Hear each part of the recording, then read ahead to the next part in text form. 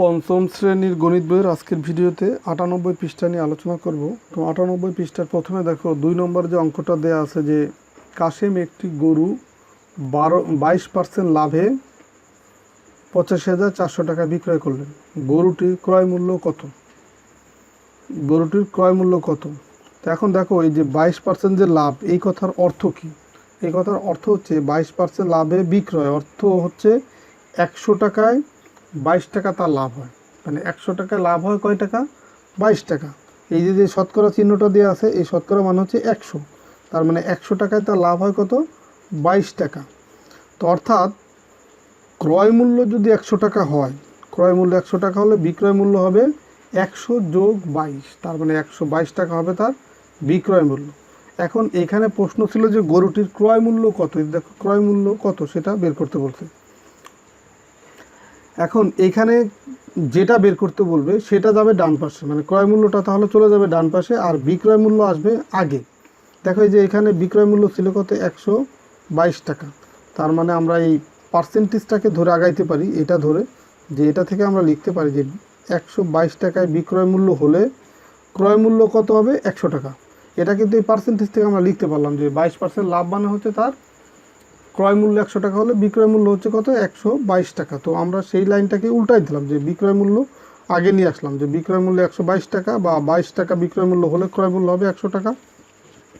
আর 1 টাকা বিক্রয় মূল্য হলে ক্রয় মূল্য কত হবে? কম হবে আরও। আর কম যখনই একের মান বের করব তখন কিন্তু এই কমই হয় সব সময়। তো কম হলে তখন সেটা এই যে ভাগ হয়, মানে 100 ভাগ হচ্ছে কত? 122 টাকা। যে এখানে একটা টার্ম দিতে হবে, এত টাকা। তো এখন 1 টাকায় যে 1 টাকা বিক্রয় মূল্য হলো, ক্রয় মূল্য যেটা হবে, এই বিক্রয় মূল্য যদি তোমার 85,400 টাকা হয় তাহলেই তো আমাকে ক্রয় মূল্যটা বের করতে বলতে। তো বিক্রয় মূল্য 85,400 টাকা যদি হয়, ক্রয় মূল্য কী হবে? আরও বেশি হবে।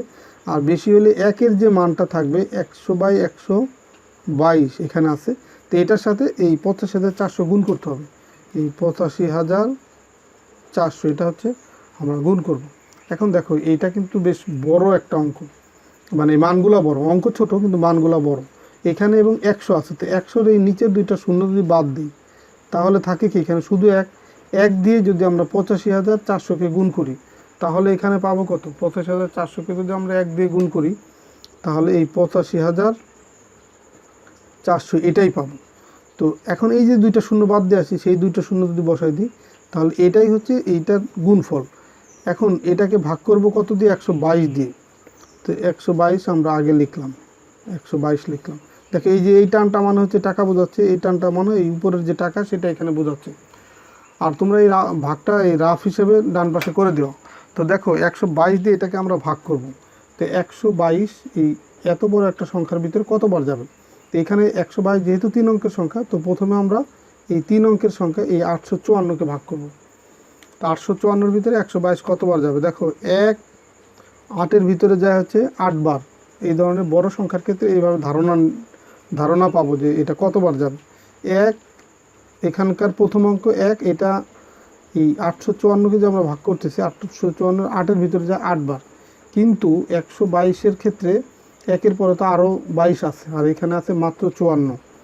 তো 22-কে যদি আমরা এই 8 দিয়ে গুণ করি তাহলে কিন্তু এই 54-র চেয়ে বড়ো হয়ে যাবে মান। এই কারণে আমরা 1 কম, মানে এখানে 7 বার দিব। তো লিখলাম 7, মানে 122 854-এর ভিতরে 7 বার যাবে। তো 7 বার যদি যায় সেক্ষেত্রে আমরা গুণ করবো 7 দিয়ে 122-কে। 7 দুগুণে 14, 4, হাতে আমার 1, 7 দুগুণে 14, 14 আর 1 হচ্ছে 15, 15-র 5, হাতে আমার 1, 7 অক্ষে 7 আর 1 8। দেখো একদম হুবহু মিলে গেল। তো যখন এরকম মিলে যাবে তখন দেখো এরপরে আছে কয়টা শূন্য? 1 2 3টা শূন্য, 4টা শূন্য, 1 2 3 4, 4টা শূন্য আছে। তো এই একটা করে শূন্য নামাবো, তারপরে ভাগ করব, তারপরে এখানে মান বসাবো। তো যেহেতু এটা আমরা রাফ করতেছি, সরাসরি যদি ভাগ দেখাইতে বলতো তখন ওটা আমি দেখাই দিতাম। আর এটা তো আমার শুধুমাত্র রাফ করতেছি, এই কারণে এই যে 4টা শূন্য, এই 4টা শূন্য কেটে এখানে বসাই দিলেই হবে। তার মানে এখানে আমরা 70,000 পেলাম। এই 70,000 যদি তার এই বিক্রয় মূল্য 85,400 টাকা হয় তাহলে তার ক্রয় মূল্য হবে কত? 70,000 টাকা। তাহলে গরুটির ক্রয় মূল্য কত? 70,000। এটাই হচ্ছে তোমার এই 1 নম্বর ম্যাথের উত্তর।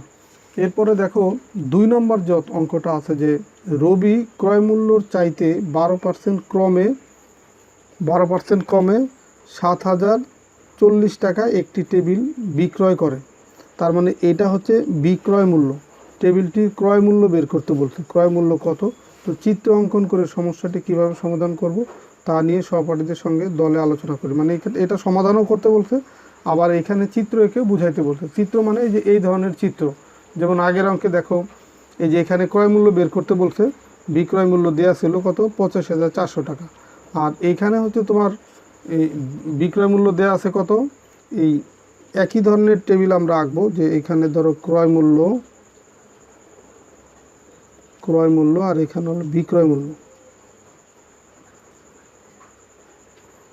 মূল্য। তো এখন আমরা যদি এরকম একটা টেবিল আঁকি,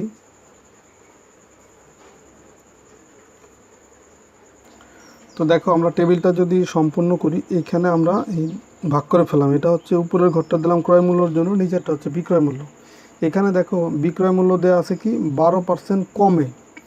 তার মানে এই ক্রয় মূল্য চেয়ে বিক্রয় মূল্য হচ্ছে কম হবে, কারণ এখানে এই লস হয়েছে, তো এই কারণে বা ক্ষতি হয়েছে। তার মানে এখানে এই যে 7,040 এটা হচ্ছে বিক্রয় মূল্য, এটার সাথে ক্ষতি হবে কত, ক্ষতি হবে তোমার এই 12%। তার মানে এটা হচ্ছে এই যে এটা হচ্ছে 12%।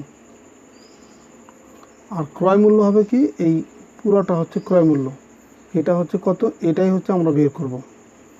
যেহেতু ক্ষতি হয়েছে এই কারণে এই বিক্রয় মূল্যর সাথে এই যে ক্ষতিটা হবে সেটা থাকবে বিক্রয় মূল্যর সাথে, আর ক্রয় মূল্যটা হবে এটা বেশি। আর এই পুরোটা হচ্ছে তোমার 100%।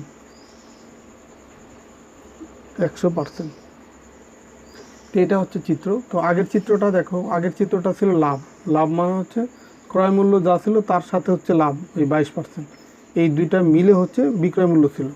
আর এইখানে হচ্ছে উল্টা ঘটনা, এখানে যেহেতু লস হয়েছে বা ক্ষতি হয়েছে এই কারণে বিক্রয় মূল্যর সাথে এই 12% যোগ করে যেটা ছিল সেটাই হবে তোমার ক্রয় মূল্য। তো এটা আমরা দেখো একটু লিখে করি। এই যে এখানে যে 12% কমের কথাটা আছে, তো 12% কমে অর্থাৎ 12% কমে অর্থাৎ আমরা লিখতে পারি যে অর্থাৎ 12% কমে। এই কথার অর্থ হচ্ছে ক্রয় মূল্য 100 টাকা হলে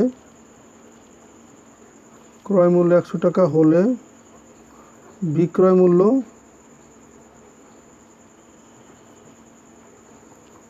মূল্য কত হবে, বিক্রয় মূল্য সমান দেখো এই 12% কমে মানে হচ্ছে তার ক্রয় মূল্য যা সে বিক্রি করছে আরও কম দামে। তার মানে 100 বিয়োগ হচ্ছে 12, 100 থেকে 12 যদি আমরা বিয়োগ করি তাহলে আমরা কত পাবো, 88 টাকা। এটা হচ্ছে তার বিক্রয় মূল্য তাহলে কত, 88 টাকা। আর ক্রয় মূল্য ছিল কত, 100 টাকা। তো এখন আমাকে বের করতে বলছে ক্রয় মূল্য। দেখো যে এখানে বলছে যে ক্রয় মূল্য কত, যদি বিক্রয় মূল্য তোমার 7,040 টাকা হয়, ক্রয় মূল্য কত। তো ক্রয় মূল্য যেহেতু বের করতে বলছে তাহলে ক্রয় মূল্যটাকে আমরা ডান পাশে রাখবো আর বিক্রয় মূল্যকে আগে নিয়ে যাব। তার মানে আমরা এখানে এই লাইনটাকে এইভাবে সাজাবো যে বিক্রয় মূল্য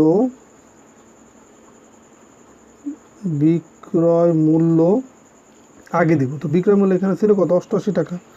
বিক্রয় মূল্য 88 টাকা হলে ক্রয় মূল্য সমান কত, 100 টাকা। তো সুতরাং বিক্রয় মূল্য যেহেতু শতকরা বের করতে তোমার 7,040 টাকা বিক্রয় মূল্য হলে ক্রয় মূল্য কত সেটা বের করতে বলছে। তো এটাকে আগে আমি একের সাপেক্ষে মানটা বের করব, যে 1 টাকা হলে ক্রয় মূল্য কত হবে, ক্রয় মূল্য কম হবে। বিক্রয় মূল্য 88 টাকা হলেই তো ক্রয় মূল্য হচ্ছে 100 টাকা। তো বিক্রয় মূল্য 88 থেকে মাত্র 1 টাকা হয়, তাহলে এটা আর কম হবে। কম হলে কী করতে হবে, ভাগ 100 ভাগ করব এই 88 দিয়ে 100কে, তো লিখলাম 88 এত টাকা। তো সুতরাং বিক্রয় মূল্য যদি হয় 7,040 টাকা, দেখো এই ম্যাথের ভিতরে কিন্তু দেওয়া ছিল যে 7,040 টাকায় যদি বিক্রয় মূল্য হয় সেই ক্ষেত্রে তোমার টেবিলটি ক্রয় মূল্য কত সেটা বের করতে বলতো। তো লিখলাম 7,040 এত টাকা হলে কত হবে বিক্রয় মূল্য। দেখো 1 টাকায় যে মান 7,040 টাকা যদি বিক্রয় মূল্য হয়, মানটা আরও বড় হবে। বড় মানে এই 7,040 উপরে লবের সাথে গুণ হবে, 100 গুণ হচ্ছে 7,040 আর নিচে আছে কত 88। তো দেখো এই ভাগটা একটু বড় সংখ্যার, এই কারণে তোমার এটাকে আলাদা করে করতে হবে। দেখো এখান থেকে যদি আমরা 2 শূন্য বাদ দিই, তোমরা কিন্তু এই দাগ দেওয়ার কোনো প্রয়োজন নেই, তোমাদের বোঝার সুবিধার্থে আমি দাগটা দিলাম যে 100 থেকে যদি 2টা শূন্য বাদ দিই, গুণ করার সময় আমরা এইভাবে সহজভাবে গুণ করতে পারি। তো 2টা শূন্য বাদ দিলে এখানে থাকে শুধু 1 দিয়ে যদি 7040কে আমরা তোমার গুণ করি তাহলে কত পাবো? 1040কে গুণ করলে, একটু রাফ তোমাদের এখানে দেখাচ্ছি, 1040কে গুণ করে আমরা এই 7040কে যদি 1 দিয়ে গুণ করি 7040ই পাবো। এখন এইখানে 2টা শূন্য যে বাদ দিয়ে আসছি, সেই 2টা শূন্য তাহলে শেষে আমরা বসাই দেবো। তার মানে এইখানে আমরা পেলাম কত? একক, দশক, শতক, হাজার, অযুত, লক্ষ, 7,04,000। এটাকে ভাগ করব কত দিয়ে? 88 দিয়ে। এটাকে ভাগ করব হচ্ছে 88 দিয়ে। দেখো 88 হচ্ছে 2 অঙ্কের সংখ্যা, আর এখানে 2 অঙ্কের সংখ্যা হচ্ছে 70। তো 70-এর ভিতরে তো 88 যায় না, তো এই কারণে এখান থেকে আরেকটা অঙ্ক আমরা এর সাথে নিয়ে নিব। তার মানে 4 যদি 70-এর সাথে আমরা নিয়ে নিই তাহলে 704 হয়। এখন 704-এর ভিতরে 88 কয়বার যায়? দেখো 8 হচ্ছে 7-এর ভিতরে যায় না, 70-এর ভিতরে কতবার যায়? 8 8 64, 8 9 72। তো 8, এটা কিন্তু 9 দিয়ে গুণ করি, 70-এর চেয়ে বেশি হয়ে যাচ্ছে, 72 হয়ে যাচ্ছে। আর তাহলে 8 বার যাবে, 8 8 64, তাহলে 8 বারই যাবে। তো এই 704-কে ভাগ করতেছি, 4 বরাবর 8 লিখলাম। তো এখন যদি আমরা 8 দিয়ে 88-কে গুণ করি, 8 8 64, 4 হাতে আমার 6, 8 8 64 আর 6 কত? 70। এই দেখো মিলে গেল 704। তো যখন মিলে গেল এবং তারপরে যেহেতু 3টা শূন্য আছে, তো আর এটা তো আমরা রাফ করতেছি, এই কারণে এই 3টা শূন্য এখান থেকে কেটে সরাসরি এখানে যদি আমরা দিয়ে দিই, তার মানে 8000, এটাই হবে উত্তর। আর যদি সরাসরি ভাগ করতে হতো তখন কিন্তু একটা করে শূন্য নামাইতাম, ওটাকে ভাগ করতাম, এখানে আবার শূন্য দিতাম, আবার একটা নামাইতাম, এইভাবে করতে হতো। আর এটা যেহেতু রাফ, তো আমাকে অত বিস্তারিত করার প্রয়োজন নেই, আমার এই ভাগফল কত হবে সেটা বুঝলেই হলো। তো এখন ভাগফল তাহলে কত পেলাম? 8000 টাকা। তার মানে তার যদি এই 7040 টাকা হচ্ছে বিক্রয় মূল্য হয়, এই 12% যেহেতু লস হয়, তার মানে তার ক্রয় মূল্য হবে কত? 8000 টাকা। এটাই হচ্ছে তোমার এই ম্যাথের উত্তর। তো আশা করি বুঝতে পারছো। তো 98 পৃষ্ঠার যে 2টা ম্যাথ ছিল, 2টা ম্যাথই সমাধান করে দিলাম। তো ঠিক আছে, সবাই ভালো থাকো, সুস্থ থাকো। পরের ভিডিওতে 99 পৃষ্ঠার ম্যাথগুলো নিয়ে আলোচনা করবো। আল্লাহ হাফেজ।